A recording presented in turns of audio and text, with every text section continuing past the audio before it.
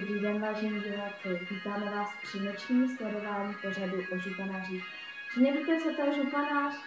Není se čemu divit. To, co vidíte tady na hlavě županářky Terezie, je ručník. To bylo dříve. Ručníkáři, žínkaři či osuškáři, o tom už jste možná slyšeli. Ale dnešní nový trend. Županáři. To jsme my. My vám o tom povíme více. Znáte slovo jakoby? My moc dobře. Takže dáme se do našeho slangu a pokračujeme. Dobrý večer. Jakoby tady můžu Ano, určitě.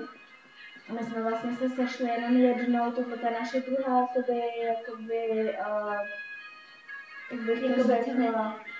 konverzace. Já bych na to strašně ráda připala, že to jakoby hrozně vážím. Můžeme si připít, já mám tady výborný šenet růžový. Jakoby ráda bych vás pozvala na to, abychom spolu pohovořili během 5 minutek, abychom se dozvěděli více. Připijím tady na počest županáři. Dobře, županáři. Jakoby chci jenom říct, že jste to uvedla jakoby moc krásně. Teda ty, jakoby my jsme si typli. Já už se to teda jakoby vám nebudu teda dlouho jakoby zdržovat. Na županáře. Županáři! Zdravíčko, župiku. Tady zeptám se vás, odkud vlastně slovo župan vzniklo, jako župan, jako žumpa? Jakoby, to úplně jakoby ne. Jakoby slovo župan, slyšíte tam tu krásu?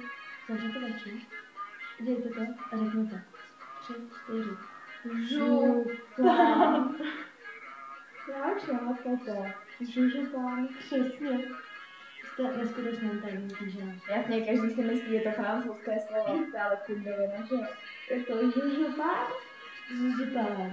Když jste kouknete, promiňte ještě jednou a řekneme na 3, 2, župan. Připravte se. 3, 2, 1. Župan. Je to perfektní. Přesně kouzet. Magic.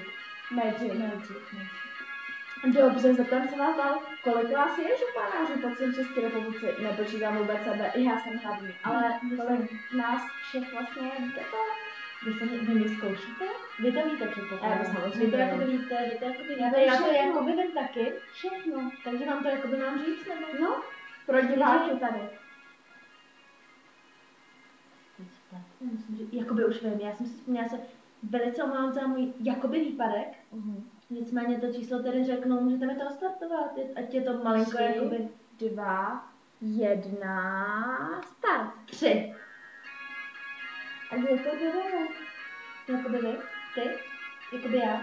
A kdo asi? My to víme, ale nepovíme. Přesně tak, my to víme, ale nepovíme, jak rosteme. Diváci, kdo z nás by si chtěl stát županářem? No já vím, že všichni, ale to není tak jednoduché. Nejprve musíte absolvovat školu županářů. Ano, přesně tak. Už od mateřinky.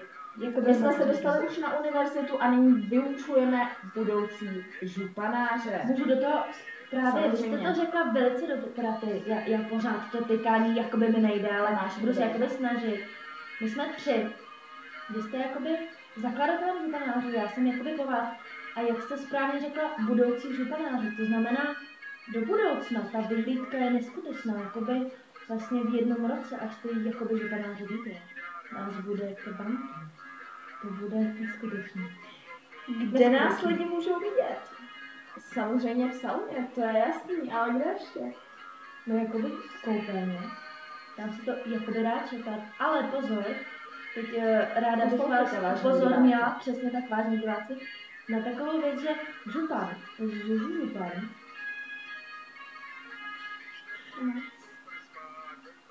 Já vím, na co jsi chtěla upozornit. Chtěla upozornit na to, že župan můžete potkat i jakoby na výzce. Přesně tak. Výzka je vlastně, to už jste viděli v díle předtím. Samozřejmě to byl díl číslo 1, tohle je díl číslo 2. Ano, a v budoucích hodinách, pozor, hodinách, protože už je dneska 15. prosince, ty vole. Bude další díl? A ten zase prozradíme, o čem to bude? Zkusíme to, řekneme jim to, Já mají se na co těšit. Nechme to ještě jakoby plavat. Nechme to plavat, dohodneme se takhle, nechme to plavat, zkusíme to říct jakoby až později. Co vy na to? Poradila bych divákům, Ano. že to bude především pro diváčky. Ano, přesně tak, ale dál už ani muk. Řekneme to až na konci tohoto druhého dílu. Dohodneme se tak. Ale jakož končíme, tak už bychom to říct mohli, co říkáš? Dobře, já ti to odstartuju. Dáme to na 3, 2, 1, teď ti to řeknu. Dohodnu to? Dobře. Vrátím se na to. Bezva. Připrav se pořádně. Ano. Jsi připravená? Ano. Bezva je to jakoby výborný? Jo. Takže 3, 2, 1. Poslední díl bude o lakování nechtů. Ano. Naschledanou, diváci. Mějte se.